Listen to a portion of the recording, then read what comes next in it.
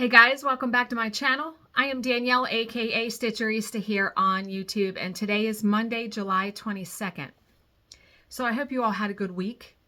I returned from the New Jersey retreat yesterday, and what a wonderful time that was. All of the ladies at my table, everyone at the retreat, really beautiful inside and outside, really wonderful to be around a huge group of like-minded people. And Arlene Cohen, the organizer of the retreat, I always say she's one of the nicest people I have ever met. She works so hard, and her core group of people that help her, they put on an amazing retreat. It went so well, and it went by in the blink of an eye. So I had gotten there on Wednesday, and my ride was good up and back, except for like two little moments where, was scary, but those were truly at the beginning of like me going and then at the beginning of me coming home.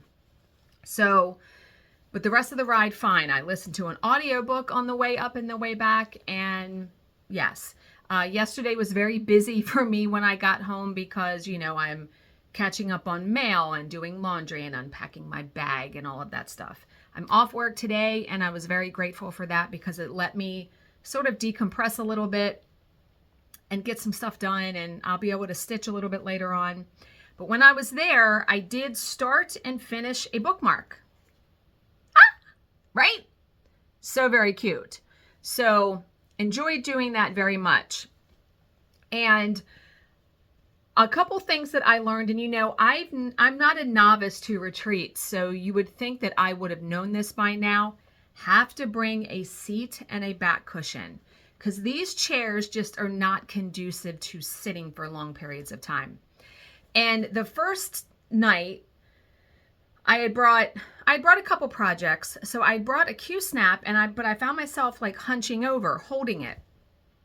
And my back hurt so bad the first night that the next day I had went in my car, and I keep 2 seat cushions in my car, thank God. I sat on one and I put the other one on my back, and it did help. And Sandra had brought bare back and body, thank God, because I took that the next couple of days. But I also took more breaks, obviously sitting anywhere for 8 hours. We were in that room for like 12, 13 hours, minus food breaks. So yeah, just sitting there like that. And I realized that, when we stitch, we tend to hunch over. So luckily I had brought the bookmark project. So the next day, I had the pattern on my iPad, and I brought some books. So I stacked my books up so the iPad was like eye level. And then I was able to sit up straight while stitching because I don't need anything to hold paper. That is one of the big allures of me stitching on paper, is that I can hold it in my hand. And because when I stitch on paper, 9 times out of 10, I stitch on 18 count, I only need 1 strand of DMC, sulky, whatever. So it's glorious. And so, yeah, finished that. And we had 2 new people at our table this year. So one of them was my friend Sandra, who I have been online friends with for years and years, and finally got to meet her in person. It was wonderful to sit next to her and laugh and talk and be able to actually see her. So I hope she comes back next year. And then we had a totally new, to the whole table, a new table mate named Verna, and we immediately loved her. She fit right in, so I hope next year too that she comes. And she won the quilt in the raffle, which is usually one of the biggest prizes that they have. And I was so happy for her that she won that. Our table did pretty good. I didn't win anything, unfortunately. Me and Regina, I think, and Anna were the only 3 people that didn't win anything. Everyone else won. Anne and her daughter Sherry, they won multiple things. They won a whole bunch of floss. Cindy won some floss. Sandra even won some floss. I didn't put my tickets in any of that kind of stuff, though. I had put my tickets in, like, they had candles. They had these really pretty project binders. And then they had like these 2 stuffed quilt-like tomato things that they looked, it was a tomato, but someone made it. And I was hoping to put one on the bookshelf. There were a lot of tickets. Arlene sold I want to say she raised like $4,700 for the animal shelter. Fantastic. I mean, there were 166 raffle items.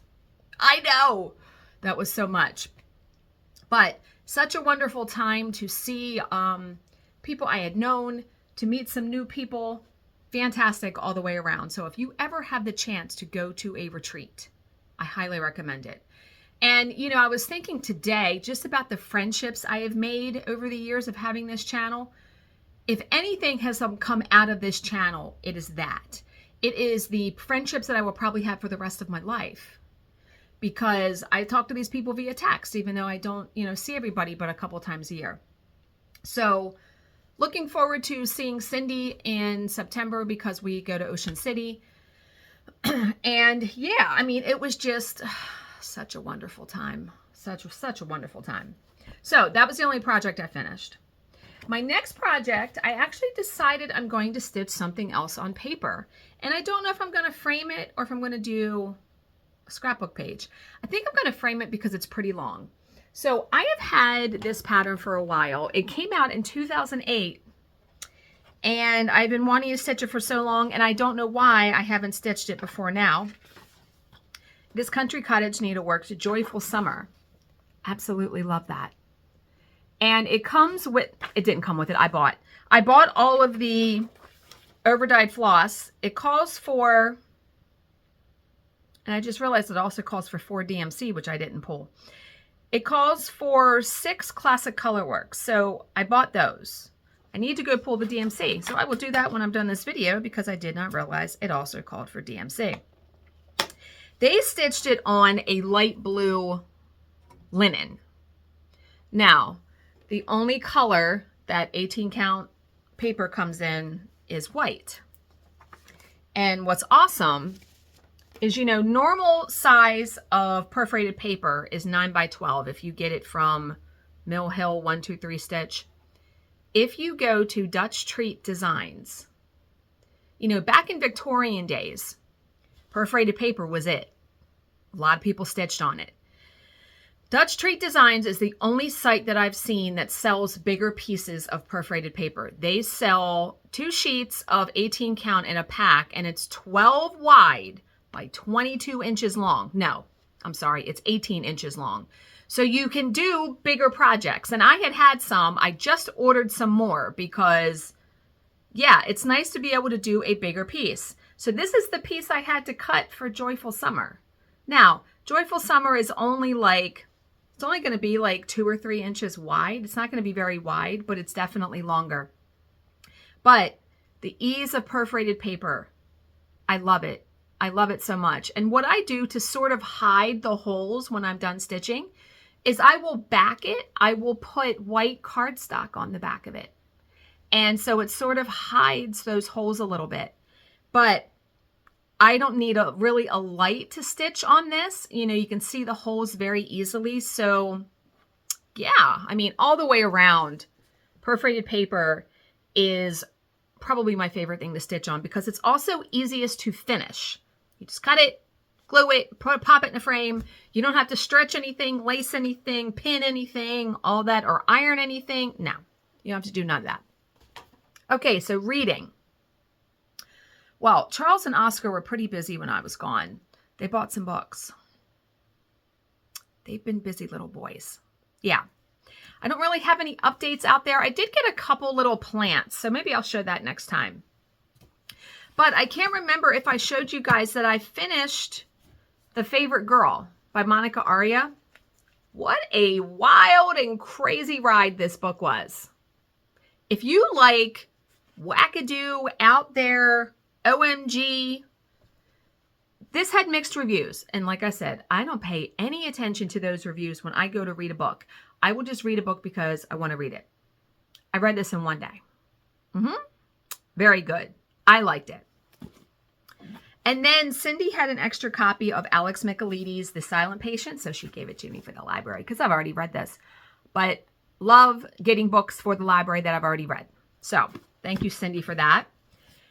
Now, at the retreat, I had brought 3 books because I've been reading really fast because I've been reading in the evening before bed and usually in the morning before work. I will read a little bit. I finished The Drowning Woman. I started and finished it there by Robin Harding. Highly recommend this book too if you like, domestic suspense, a thriller, twisty, turny book. You will think you know what's happening. You don't. Very, very good. This was highly recommended in some of the book groups that I belong to on Facebook. So love that. And then just this morning, or last night, I should say, I started reading The Last One by Will Dean. I'm very curious how this is going to turn out. I am 82 pages in. This woman goes on a cruise with her boyfriend, and she wakes up the next day and she is the only one left on the ship, or she thinks she is. I mean, it's everyone's worst fear, right, when you go on a cruise. So I'm really curious. It says here that it has a heart-stopping ending. So I'm really curious what the reasoning is that she's the only one. I hope it is explained. I hope it is a twisty, but it makes sense, because I hate books that do that. So, okay, yeah, has she lost her mind, or is that what they want her to think? So, yeah, it's a nail biter so far. Okay, that's all I have. Like I said, not too much since, I just got back yesterday. I work tomorrow. Just trying to get back into the swing of things. It's almost sort of like a hangover. I mean, it's a little bit of acclimation when you get back home from something like this. At least for me it is. But, yeah, all the way around, really good. Now, one funny thing that happened was, the hotel's pretty big. And it was the first day of the retreat. I got in the elevator. Now I was only on the second floor. So after like this time, that one ride, for the most part, I just took the stairs because it literally was just one flight of stairs. So I definitely got my exercise in. So I get in the elevator and there's another stitcher in there with me. I didn't know who it was. I didn't know this person, but we had badges on that Arlene had gave us in our swag bag per se. And then this guy gets on, and I want to say he was like in his 20s. It's really hard for me to tell people's ages, but he was definitely younger than me. So we get in, he sees our badges, okay? And he says, "Oh, are you guys stitchers?" Yes, we are. And, I'm going to leave the conversation at that. I wasn't going to say anything else. The woman, the other stitcher that was in there with me, she says to the guy, "Oh, are you here with the stitcher?" Because you would think, how did he know we were stitchers, right? Besides our badges. He says, "No, but I practically live here. I'm in this hotel all the time." We both looked at him and was like, and before you could say anything else, the doors opened, right? We're on the second floor. Now, I wasn't going to ask him. It's none of my business. So I wasn't going to say, "What do you mean you live here?" Yeah. So I walk out. He walks behind me. Now, from the elevator, my room was pretty far down the hallway. We're walking.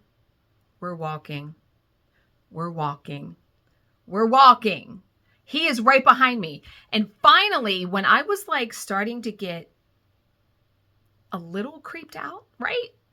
He said, "I know it's creepy. Someone's walking behind you. I promise I'm not like a psycho. My room is down here." And his room literally was right across from mine.